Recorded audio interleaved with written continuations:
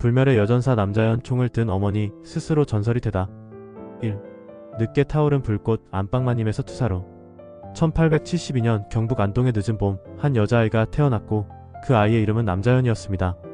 명문가 선비의 딸로 태어난 그녀는 유교적 질서 안에서 자랐고 어린 시절 한학을 익히며 사서 삼경을 읽었습니다. 그녀의 손은 부드러웠고 그녀의 목소리는 차분했으며 그녀의 걸음걸이는 양반가 규수답게 조용했습니다. 혼인 정년기가 되자 그녀는 안동의 또 다른 양반가 자제 김영주와 혼례를 올렸고 시댁에서 조용히 안방마님의 삶을 살았습니다. 시부모를 섬기고 자식을 낳고 계절마다 제사상을 차리는 일상이었습니다. 그녀의 하루는 고요했고 그녀의 인생은 예측 가능했으며 그녀의 미래는 평범한 조선 여인의 그것과 다르지 않아 보였습니다. 그러나 역사는 개인의 평온을 가만히 놔두지 않았고 1895년 을미병이 일어났습니다. 일제가 명성황후를 시해하자 전국에서 의병이 봉기했고 남자연의 남편 김영주도 의병에 가담했습니다. 그는 총을 메고 산으로 갔고 그리고 다시는 돌아오지 않았습니다. 23살의 과부가 된 남자연은 남편의 유복자를 품에 안았고 그 아이는 남편의 마지막 흔적이었습니다. 그녀는 슬픔을 삼켰고 분노를 가슴에 묻었으며 복수를 꿈꾸기 시작했습니다. 하지만 그녀는 곧바로 움직일 수 없었습니다. 아이는 너무 어렸고 그녀는 여자였으며 시대는 그녀에게 복수의 칼을 쥐어주지 않았습니다. 그녀는 매일 아침 남편의 영정 앞에 절을 했고 매일 밤 조국의 독립을 꿈꾸며 잠들었습니다. 그녀의 가슴속 불씨는 20년 동안 꺼지지 않았고 오히려 시간이 지날수록 더 뜨겁게 달아올랐습니다. 세월은 흘렀고 아들은 자랐으며 그녀의 머리에는 흰머리가 들어갔습니다. 1919년 3월 1일 만세의 함성이 전국을 뒤덮었고 남자연은 그 소리를 들었습니다. 그녀의 나이 47이었고 그녀는 더 이상 기다릴 수 없었습니다. 아들은 이미 장성했고 그녀에게는 이제 잃을 것이 없었습니다. 그녀의 눈빛은 이미 결정되어 있었고 마음은 이미 압록강을 건너고 있었으며 만주 벌판을 달리고 있었습니다. 결국 수개월 후 남자연은 압록강을 건넜고 만주를 향했습니다. 그리고 서로군정서에 입단했습니다. 남들이 은퇴를 준비할 나이에 그녀는 독립군이 되었고 안방마님에서 여전사로 거듭났으며 20년간 품었던 한을 비로소 행동으로 옮기기 시작했습니다. 이 독립군의 어머니 만주는 지옥이었습니다. 겨울의 추위는 뼈를 깎았고 여름의 더위는 살을 태웠으며 사계절 내내 배고픔이 독립군을 괴롭혔습니다. 조선인 독립군들은 중국 땅 어느 산골짜기에 흩어져 살았고 그들은 헐벗었으며 굶주렸고 죽어갔습니다. 남자연은 그 모습을 보았고 그녀는 참을 수 없었습니다. 젊은 청년들이 굶어 쓰러지는 모습을 보았고 그녀보다 건강했던 장정들이 병으로 죽어가는 광경을 마주해야 했습니다. 그녀는 그들의 어머니가 되기로 결심했습니다. 그녀는 군자금을 모으기 위해 움직였고 만주 전역을 발로 뛰었습니다.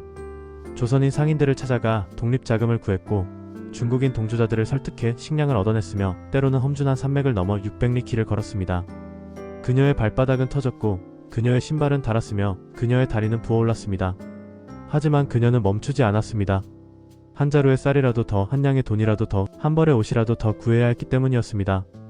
독립군 막사로 돌아오면 그녀는 직접 밥을 지었고 상처 입은 병사들의 붕대를 갈아주었으며 열병에 시달리는 청년들의 이마를 닦아주었습니다. 그녀의 존재는 독립군들에게 어머니 그 자체였습니다.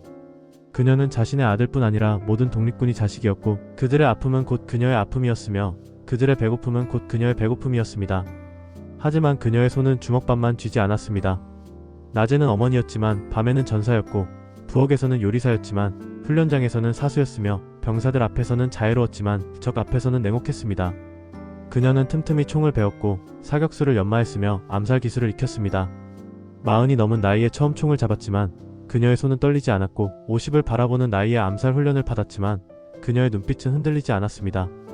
어느 날 급보가 들어왔고 독립군 조직 내에 일제의 스파이가 침투했다는 정보였습니다. 남자연은 조용히 일어났고 그녀는 권총을 허리에 찼으며 그녀는 밀정을 찾아 나섰습니다.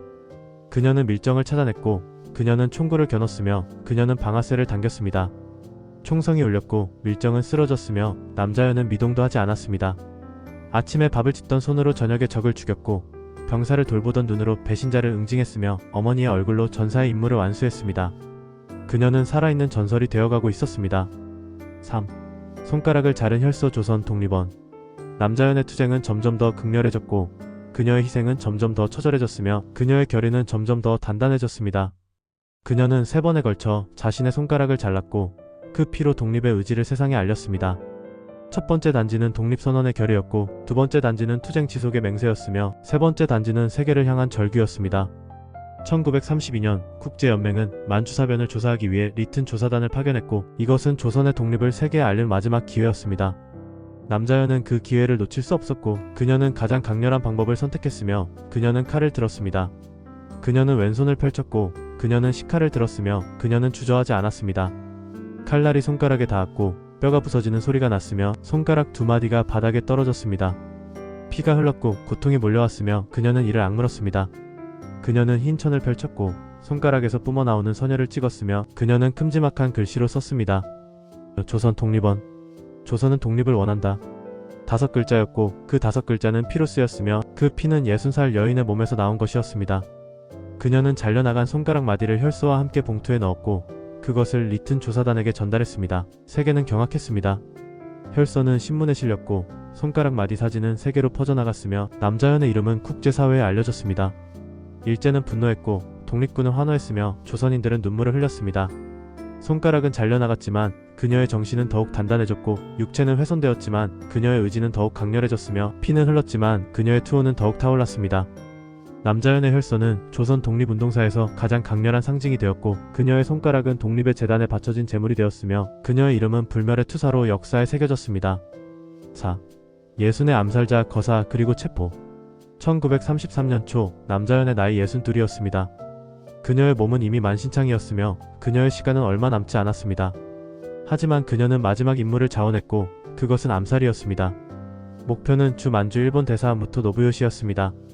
동지들은 놀랐습니다. 60이 넘은 노인이 암살을 자원한다는 것은 상식 밖의 일이었고 성공 확률은 극히 낮았으며 그것은 사실상 자살 임무였습니다. 젊은 독립군이 말렸지만 남자연은 고개를 저었습니다. 그녀의 결심은 흔들리지 않았습니다. 동지들은 더 이상 막을 수 없었고 그들은 그녀를 위해 기도하며 그녀에게 권총과 폭탄을 건넸습니다. 남자연은 할머니로 변장했고 그녀는 낡은 한복을 입고 지팡이를 짚었습니다. 누가 봐도 평범한 조선인 노파였고 암살자로는 보이지 않았습니다.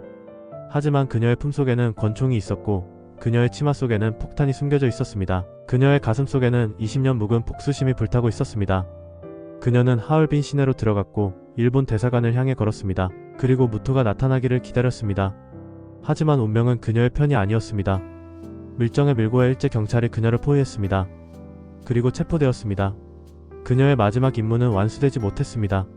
감옥에서 고문이 시작되었고 일제는 동지들의 이름을 대라고 다그쳤습니다. 남자연은 입을 다물었습니다. 매질이 쏟아졌고 물고문이 이어졌으며 전기고문이 그녀의 몸을 관통했습니다. 일제는 소리쳤지만 그녀는 견뎌냈습니다. 의식이 흐려졌지만 그녀는 버텼습니다. 6개월이 흘렀고 그녀의 몸은 망가졌으며 부서졌습니다. 하지만 그녀는 단 한 명의 동지도 발설하지 않았고 단 하나의 정보도 누설하지 않았으며 단 한 번도 일제에게 굴복하지 않았습니다. 고문관들이 혀를 찾고 그들은 포기했으며 그들은 두려워하기 시작했습니다.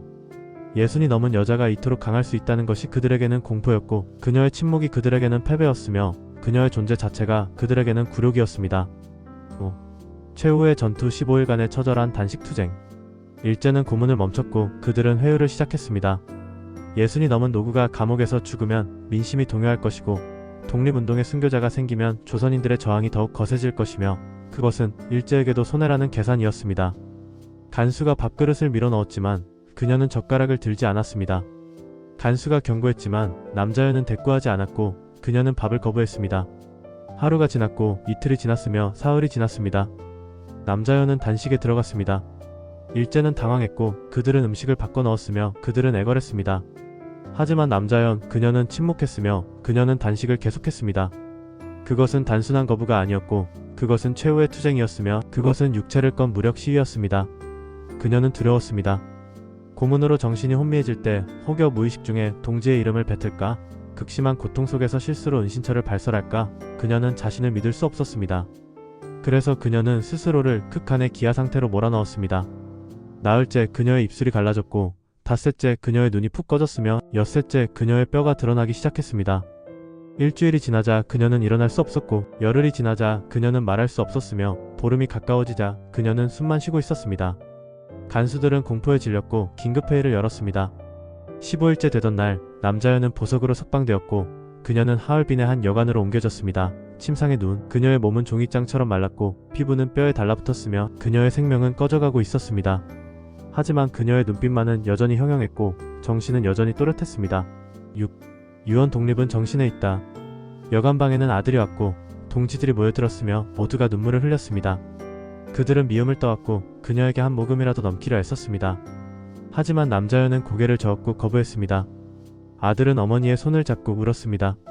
아들은 떨리는 손으로 어머니의 옷을 더듬었고 거기서 헝겊에 싼 돈을 꺼냈습니다. 그것은 248원이었습니다. 쌈짓돈을 모으고 모아 만든 독립운동의 마지막 불씨였고 남자연이 죽는 날까지 아껴둔 돈이었습니다. 그녀의 유언은 작았지만 분명했고 그녀의 말은 짧았지만 무거웠습니다. 이 돈의 절반은 독립 축하금으로 정부에 바쳐라. 사람이 죽고 사는 것은 먹는 데 있는 것이 아니고 정신에 있다. 독립은 정신으로 이루어지는 것이다. 1933년 8월 22일 남자연은 눈을 감았고 그녀의 숨이 멎었습니다. 그녀는 62의 나이로 영면에 들었습니다. 그녀는 마지막까지 일제의 밥 한 토립에 되지 않았고 그녀는 마지막까지 조선인의 긍지를 지켰습니다. 그리고 마지막까지 독립의 정신을 불태웠습니다. 여관방에 모인 사람들은 통곡했고 만주의 독립군들은 슬퍼했으며 조선 전역은 애도했습니다. 독립군의 어머니가 떠났고 불멸의 여전사가 쓰러졌으며 한 시대의 전설이 막을 내렸습니다. 그녀에게 독립은 추상적 개념이 아니었습니다. 그것은 죽은 남편에 대한 폭수였고 아들에게 물려줄 유산이었으며 조선인으로서 지켜야 할 마지막 긍지였습니다. 그래서 그녀는 손가락을 잘랐고 총을 들었으며 굶어 죽는 길을 택했습니다.